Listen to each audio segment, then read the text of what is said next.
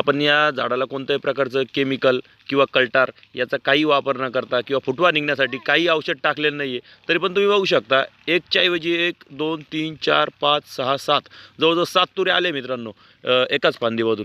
तर नॅचरली काय होतं मित्रांनो, एकच तुरा येतो म्हणजे एकच मोहर येतो आणि त्याला फार फार तर केशरच्या बाबतीत म्हटलं तर एकच आंबा लागतो. तर तुम्ही इथं बघू शकता 7 तुरे आले, तर 7 पैकी निदान 2 किंवा 3 जरी आंबे लागले तरी एकपेक्षा नक्कीच जास्त उत्पन्न निघणार मित्रांनो. त्यामुळेच सांगत असतो मित्रांनो, खूप काही करण्याची गरज नाही, खूप केमिकल फवारण्याची गरज नाही आहे.